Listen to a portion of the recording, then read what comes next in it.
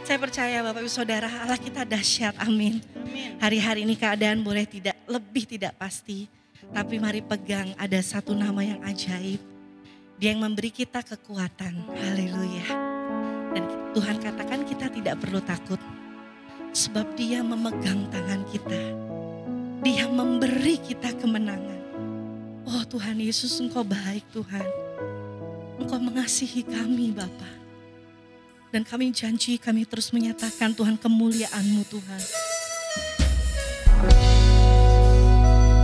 Kebesaran-Mu kami ceritakan dengan mulut kami Bapa.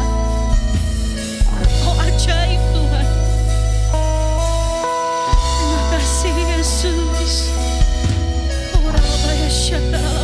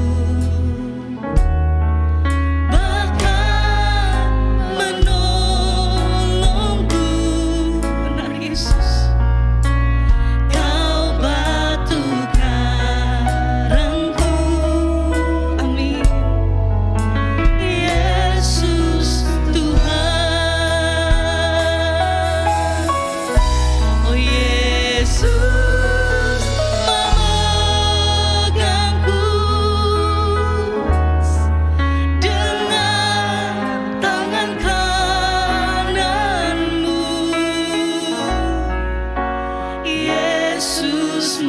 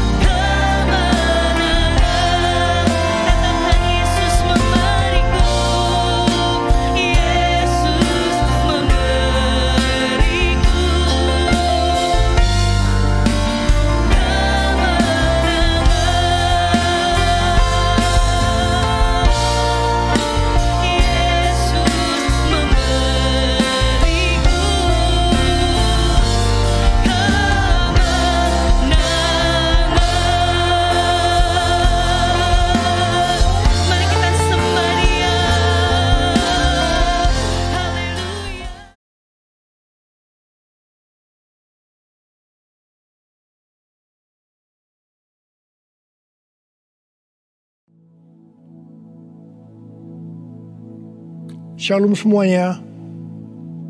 Pada waktu Tuhan Yesus ditanya oleh murid-muridnya tentang tanda kedatangannya kembali dan tanda kesudahan dunia ini, Tuhan Yesus menjawab dalam Lukas 21 ayat 11 bahwa salah satunya adalah penyakit sampar. Sampar dapat diartikan sebagai pandemi. Jadi COVID-19 ini adalah salah satu tanda dari kedatangan Tuhan Yesus kembali dan tanda kesudahan dunia ini. Selain itu, Tuhan Yesus menjawab dari Matius 24 ayat 14 yang berkata, dan Injil kerajaan ini akan diberitakan di seluruh dunia menjadi kesaksian bagi semua bangsa. Sesudah itu barulah tiba kesudahannya. Tuhan Yesus pasti datang kembali. Karena itu dia memberikan amanat agung kepada kita, yaitu agar kita pergi dan menjadikan semua bangsa itu murid Tuhan Yesus. Hal ini juga berarti agar terjadi penuaian jiwa besar-besaran sebelum Tuhan Yesus datang kembali. Sekarang kita akan melihat bagaimana proses untuk menyelesaikan amanat agung atau proses penuaian jiwa yang terbesar dan yang terakhir sebelum Tuhan Yesus datang kembali. Untuk menyelesaikan amanat agung tidak bisa dengan kekuatan sendiri. Karena itu pesan terakhir Tuhan Yesus sebelum naik ke sorga kepada murid-muridnya, yang juga berarti kepada kita semua dalam Kisah Para Rasul 1 ayat 8, yaitu tetapi kamu akan menerima kuasa kalau Roh Kudus turun ke atas kamu, dan kamu akan menjadi saksiku di Yerusalem dan di seluruh Yudea dan Samaria dan sampai ke ujung bumi. Jadi untuk menyelesaikan amanat agung, kita harus menerima kuasa dari Roh Kudus yang turun ke atas kita.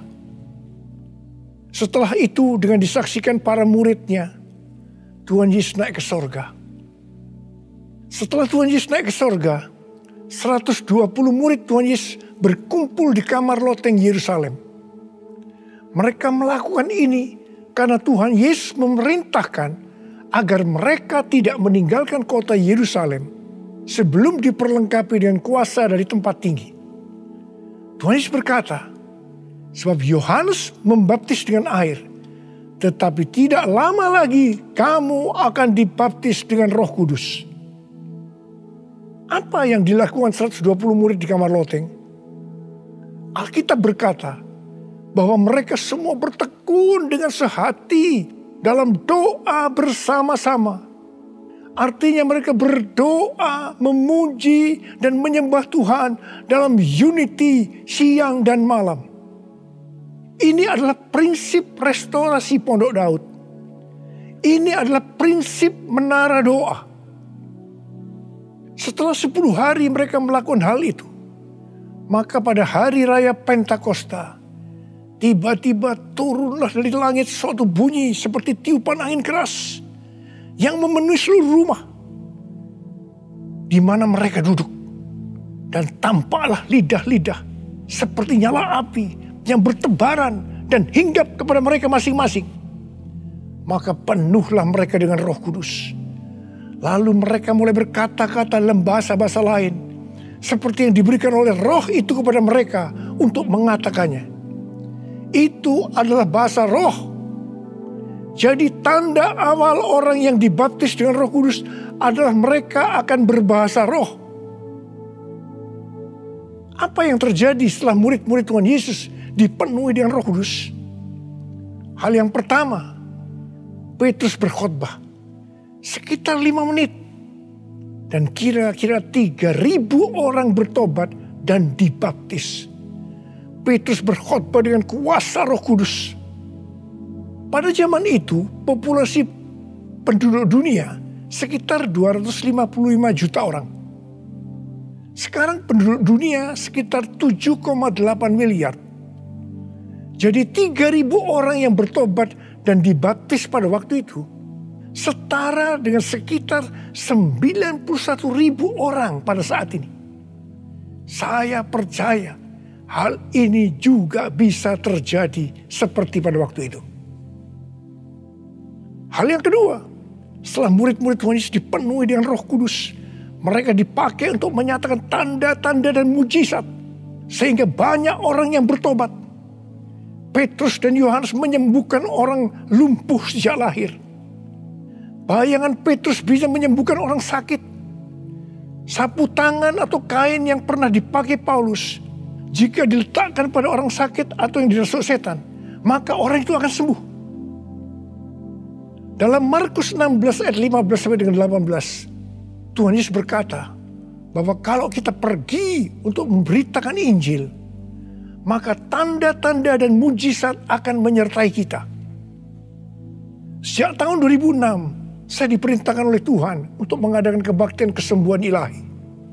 Selama 13 tahun, saya sudah mengadakan 318 kali kebaktian kesembuhan ilahi. Setiap kali saya berkhotbah, pasti saya memberitakan Injil. Tanda-tanda dan mujizat terjadi. Saya diizinkan Tuhan untuk melihat dan mengalami mujizat seperti yang dilakukan oleh Tuhan Yesus 2000 tahun yang lalu. Hal yang ketiga, setelah murid-murid Tuhan Yesus dipenuhi dengan Roh Kudus, maka cara hidup mereka berubah. Sehingga banyak orang bertobat. Yang pertama, mereka bertekun dalam pengajaran rasul-rasul dan dalam persekutuan. Ini bisa diartikan mereka suka membaca Alkitab. Mazmur 119 ayat 105 berkata, "Firman-Mu adalah pelita bagi kakiku dan terang bagi jalanku." Kalau kita suka membaca Alkitab, itu akan menuntun jalan hidup kita. Hidup benar sesuai dengan firman Tuhan. Kita akan menjadi orang yang berintegritas. Dan itu akan membuat orang lain bertobat. Firman-Mu pelita bagi kakiku, terang bagi jalanku.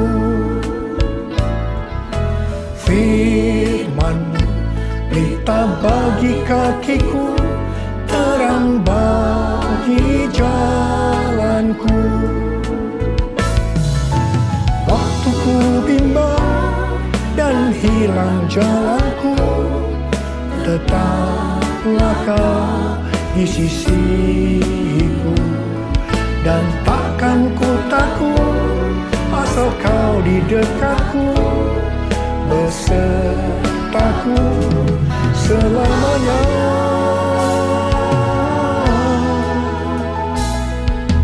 Firman-Mu pelita bagi kakiku, terang bagi jalanku. Terang bagi jalanku. Terang bagi jalanku.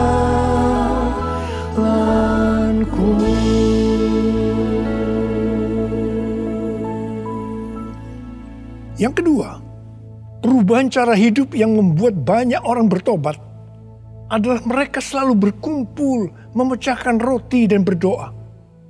Ini bisa dikatakan mereka hidup dalam unity dan suka berdoa. Hari-hari ini saya melihat melalui menara doa bahwa ada doa, pujian dan penyembahan dalam unity siang dan malam. Saya melihat melalui Third Pentecost Azusa Street Prayer Tower, ada doa yang bertalu-talu untuk pencurahan Roh Kudus yang dahsyat melalui Pentakosta ketiga.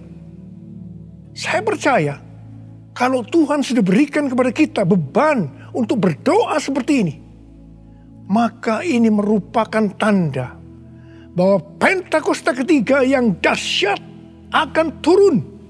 Dan akan terjadi penuaian jiwa yang terbesar dan yang terakhir sebelum Tuhan Yesus datang kembali. Saya juga percaya Pentakosta ketiga akan membangkitkan generasi Yeremia, yaitu anak-anak muda yang dipenuhi Roh Kudus, cinta mati-matian kepada Tuhan Yesus, tidak kompromi terhadap dosa, dan akan memenangkan banyak jiwa. Yang ketiga, perubahan cara hidup jemaat yang membuat banyak orang bertobat Yaitu karena mereka suka memberi, sehingga tidak ada yang berkekurangan. Dalam kondisi krisis ekonomi akibat pandemi hari-hari ini, justru Tuhan menghendaki agar kita suka memberi. Alkitab berkata, adalah lebih berbahagia memberi daripada menerima. Lukas 6 ayat 38 berkata, berilah dan kamu akan diberi. Suatu takaran yang baik, yang dipadatkan, yang digoncang, dan yang tumpah keluar akan dicurahkan ke dalam ribaanmu. Sebab ukuran yang kamu pakai untuk mengukur akan diukurkan kepadamu. Saudara, kita akan memberikan dengan ukuran ini. Katakan kita akan memberikan beras. Kita isi ini dengan beras. Setelah penuh, kita tekan. Digoncang-goncang. Permukaannya turun enggak? Turun. Tambah lagi berasnya. Tekan lagi. Digoncang-goncang. Masih turun, tambahi lagi beras. Digoncang-goncang, ditekan. Kalau sudah tidak turun lagi, masih ditambah ini. Tambah sampai tumpah-tumpah keluar. Dan itulah yang akan dicurahkan ke dalam ribaanmu. Saudaraku yang kasih Tuhan, ini berarti kalau kita memberikan dengan ukuran ini, Tuhan akan memberikan kepada kita mungkin 100 kali lipat dari ini. Katakan amin. Haleluya. Aku percaya berkat-Mu atasku melimpah. Kebajikan, kemurahan selalu mengikutiku. Ku puji, ku sembah Kau Tuhan. Ku puji, ku sembah Kau Tuhan. Ku puji, ku sembah Kau Yesus. Yang keempat, perubahan cara hidup jemaat yang membuat banyak orang bertobat, yaitu mereka selalu bergembira dengan tulus hati sambil memuji Allah. Hidup dengan tulus hati artinya hidup sebagai orang yang berintegritas. Jadi perubahan-perubahan yang terjadi dalam cara hidup jemaat yang membuat banyak orang bertobat adalah mereka suka membaca Alkitab. Mereka suka berdoa. Mereka hidup dalam unity. Mereka suka memberi. Mereka suka memuji Allah dan bergembira. Tulus hati atau hidup berintegritas. Dikatakan bahwa mereka disukai semua orang. Dan tiap-tiap hari jumlah orang yang diselamatkan bertambah. Haleluya.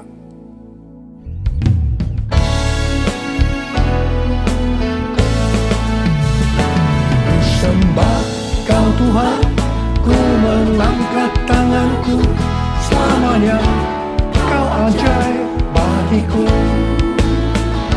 Ku sembah Kau Tuhan, ku mengangkat wajahku. Selamanya Kau hebat bagiku. Haleluya, haleluya,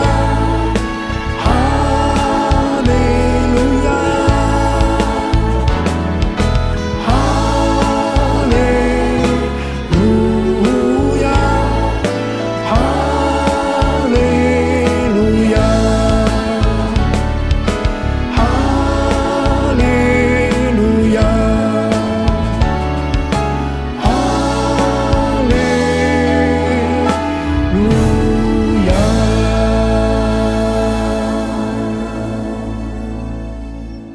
Saya percaya mereka menganggap bahwa pola penuaian jiwa hanya seperti itu. Mereka sebagai orang-orang percaya hidup dalam zona nyaman. Mereka biasa berkumpul dalam unity sambil membaca Alkitab, berdoa dan memuji Tuhan dengan sukacita. Tidak ada yang berkekurangan. Wow, siapa yang tidak mau menjadi orang percaya? Tetapi ternyata supaya penuaian jiwa bertambah besar, Tuhan izinkan proses berikutnya terjadi, yaitu aniaya menimpa jemaat di Yerusalem. Selain rasul-rasul, maka mereka harus lari meninggalkan Yerusalem.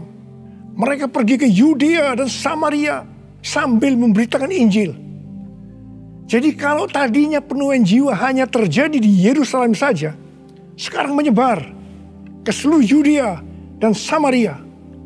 Dan pola penuaian jiwa yang seperti ini masih terjadi sampai hari ini. Saya teringat kesaksian yang pernah saya dengar dari Gus Dur. Beliau pernah berkata, orang Kristen itu jangan ditekan-tekan. Sebab kalau ditekan, mereka akan meledak. Justru kalau dibiarkan dalam zona nyaman, mereka tidak akan berkembang. Karena itu, Tuhan izinkan hari-hari ini penderitaan, aniaya itu terjadi di antara orang-orang percaya. Supaya terjadi penuaian jiwa yang lebih besar. Saya percaya melalui masa pandemi COVID-19 yang membuat kita tidak nyaman. Banyak mengalami tekanan-tekanan. Ada yang mengalami sakit, bahkan ada yang meninggal. Tetapi justru ini akan mempersiapkan penuaian jiwa yang terbesar dan terakhir dalam era Pentakosta ketiga ini. Sebelum Tuhan Yesus datang kembali.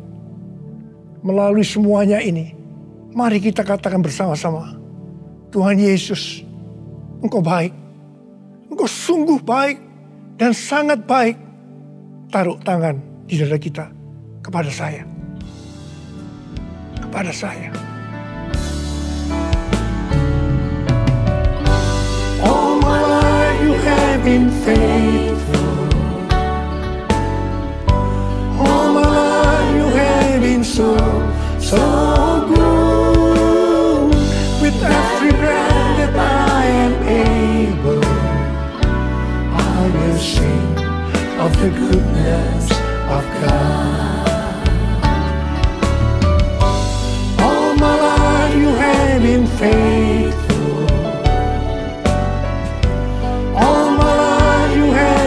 So good. With every breath that I am able, I will sing of the goodness of God. I will sing of the goodness of God. I will sing of the goodness of God.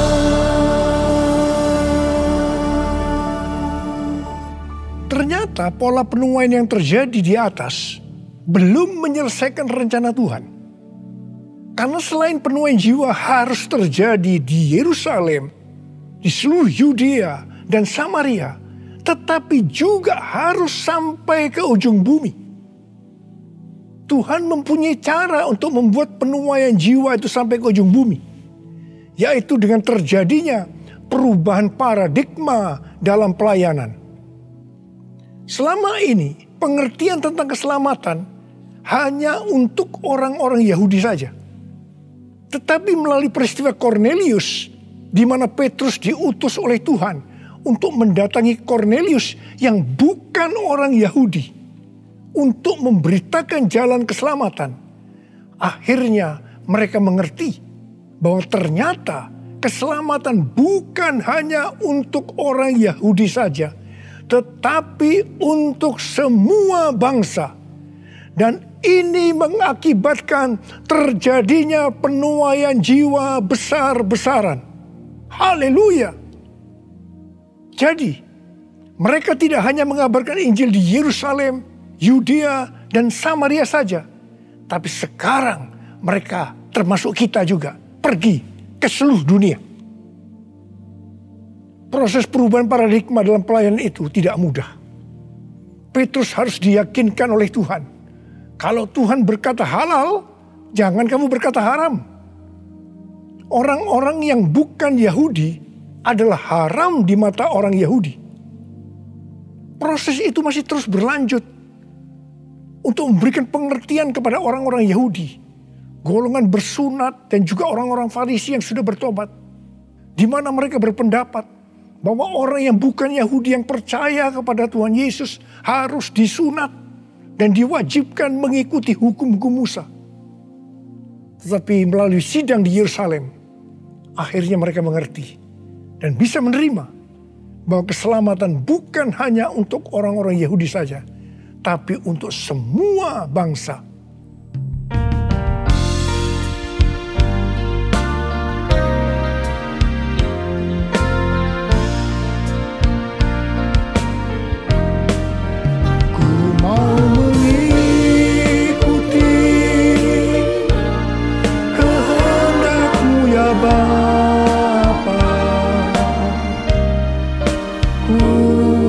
Selalu menyenangkan hatimu.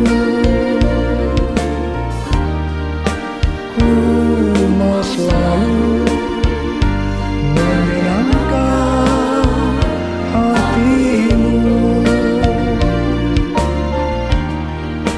Ku mau selalu menyenangkan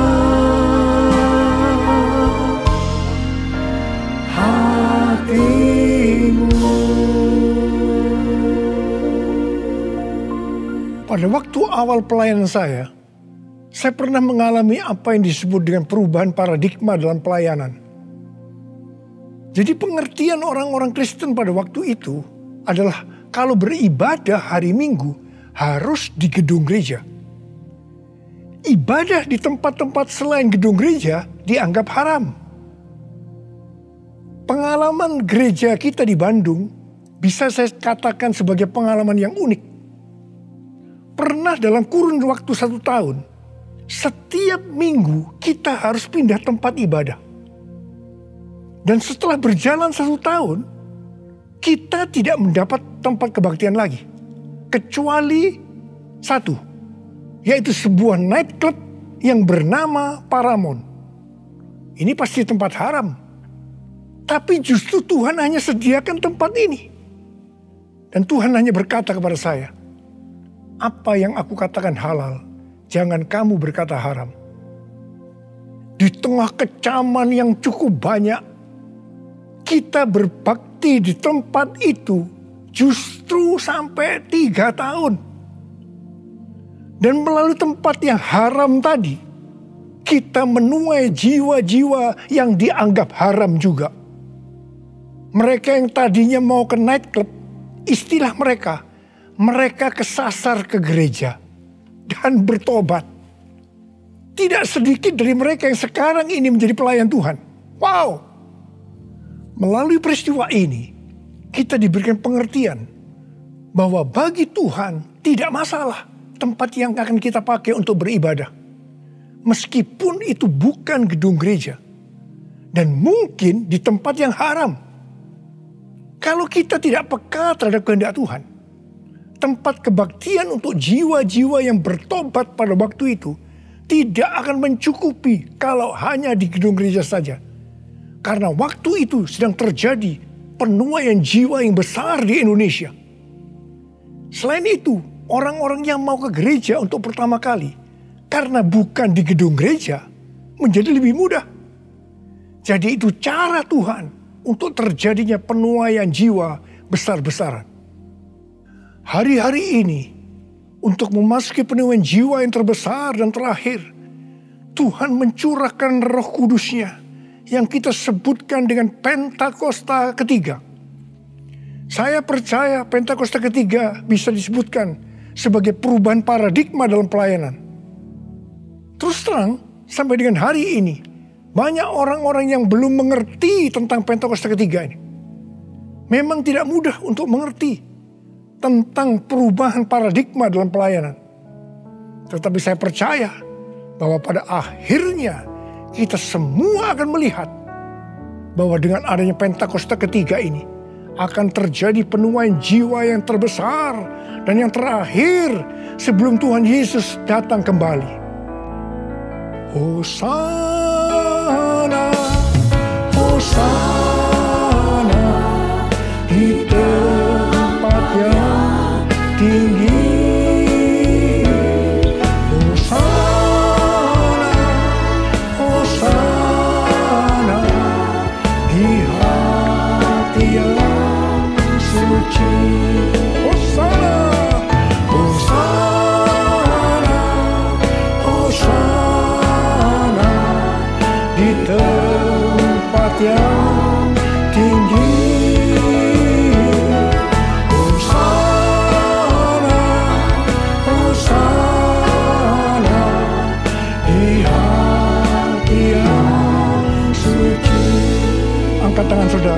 yang berdoa buat saudara. Udialah basyara kana matakara walawan.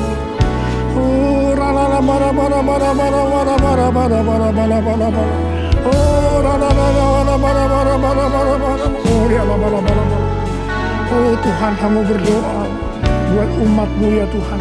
Hamba berdoa biarlah mereka boleh mengerti tentang perubahan paradigma hari-hari ini Tuhan melalui Pentakosta ketiga. Bapa, pakai kami semua ya Tuhan menjadi alat-Mu Tuhan, menjadi alat-Mu untuk menyelesaikan amanat agung Tuhan Yesus, untuk menyelesaikan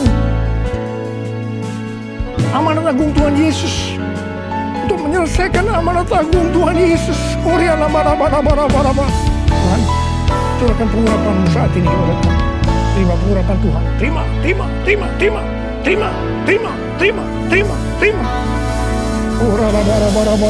kasih. Terima kasih. Dalam nama Yesus. Dalam nama Yesus. Dalam nama Yesus. Amin. Mari saudara-saudara, kita akan masuk dalam perjamuan kudus. Kita akan mengingat ayat ini. Sebab setiap kali kamu makan roti ini dan minum cawan ini, kamu memberitakan kematian Tuhan sampai Ia datang. Perjamuan kudus adalah perjamuan Tuhan Yesus sendiri. Setiap kali kita masuk dalam perjamuan kudus, Tuhan Yesus selalu berkata, biarlah ini menjadi peringatan akan daku. Karena itu, mari arahkan hati dan pikiran kita kepada kebaikan Tuhan. Mari kita tundukkan kepala. Tuhan Yesus, ya Bapa, siapakah kami sebelum kami mengenal Engkau? Kami semua orang berdosa, upah dosa adalah maut, mati. Tapi Engkau yang tidak berdosa telah dijadikan dosa oleh karena kami. Engkau harus turun dari sorga mulia, mati ganti kami dengan penderitaan yang luar biasa. Sungguh kalau kami pikirkan betapa baiknya Engkau Tuhan. Betapa baiknya Engkau ya Aba. Engkau jadikan kami sebagai anak-anak-Mu. Engkau yang memberkati, Engkau menuntun, Engkau membela, Engkau melindungi, Engkau menyembuhkan kami. Engkau juga menegur kalau kami salah. Itu Engkau ya Aba. Itu Engkau ya Aba. Betapa baiknya Engkau itu. Saudara, Tuhan akan memberkati saudara dan saya melalui perjamuan kudus. Dan Tuhan berkata, kita harus makan dan minum dengan cara yang benar. Karena itu masing-masing sekarang berdoa. Introspeksi. Lihat keadaan dirimu masing-masing sebelum kita makan dan minum perjamuan kudus ini. Lihat. Kalau saudara diingatkan ada dosa yang selama ini belum diselesaikan dengan Tuhan. Mari katakan, ampuni saya Tuhan. Ampuni saya. Ampuni saya Tuhan. Katakan, ampuni, ampuni. Ampuni. Ampuni kami Tuhan. Ampuni kami. Ampuni hamba-Mu. Ampuni kami semua. Bapa, terima kasih. Kau melihat anak-anak-Mu sedang meminta ampun padamu. Layakkan kami untuk masuk dalam perjamuan kudus ya Aba. Terima kasih. Dalam nama Yesus kami berdoa. Amin. Sekarang mari kita masuk dalam perjamuan kudus dengan mengangkat tangan kita dengan roti di tangan kanan kita tinggi-tinggi. Sebab apa yang telah kuteruskan kepadamu telah aku terima dari Tuhan. Yaitu bahwa Tuhan Yesus pada malam waktu Ia diserahkan mengambil roti. Dan sesudah itu mengucap syukur atasnya. Yang memecah-mecahkannya. Dan berkata, inilah tubuhku yang diserahkan bagi kamu. Perbuatlah ini menjadi peringatan akan aku. Sudah dikasih Tuhan. Bukankah roti yang kita pecah-pecahkan ini adalah persekutuan kita dengan tubuh Kristus. Mari kita makan dalam nama Yesus.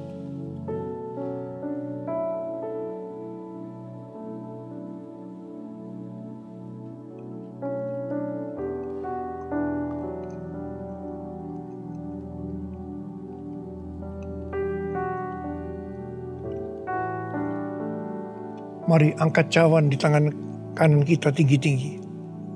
Demikian juga Ia mengambil cawan sesudah makan lalu berkata, cawan ini adalah perjanjian baru yang dimeteraikan oleh darahku. Perbuatlah ini setiap kali kamu meminumnya menjadi peringatan akan aku. Sudah dikasih Tuhan. Bukankah cawan pengucapan syukur yang atasnya kita ucapkan syukur adalah persekutuan kita dengan darah Yesus. Mari kita minum dalam nama Yesus.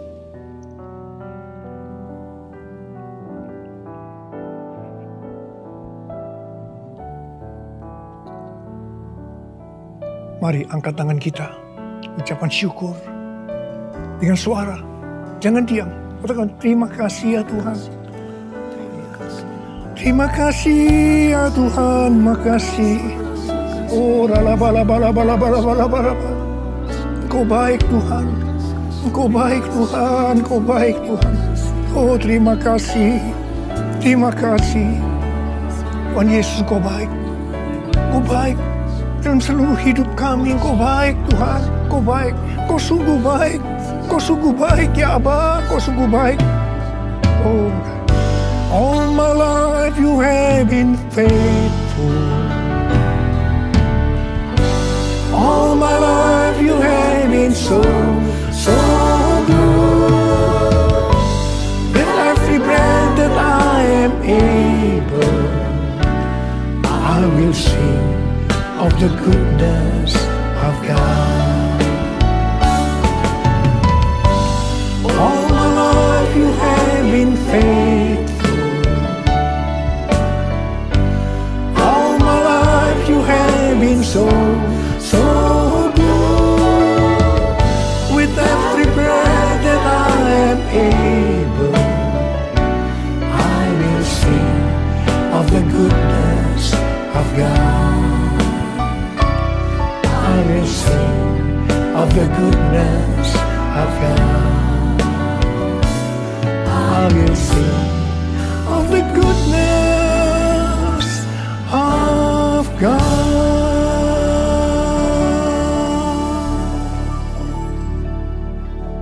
Terima kasih Abah. Terima kasih. Terima kasih. Terima kasih.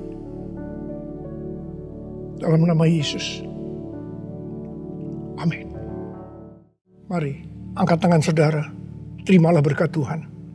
Kasih karunia yang berlimpah-limpah daripada Allah Bapa dalam Anak yang tunggal Yesus Kristus. Persekutuan yang manis dengan Roh Kudus menyertai saudara sekalian mulai hari ini. Sampai Tuhan Yesus datang menjemput kita di awan-awan dan bahkan sampai selama-lamanya. Yang percaya bersama-sama katakan, Amin.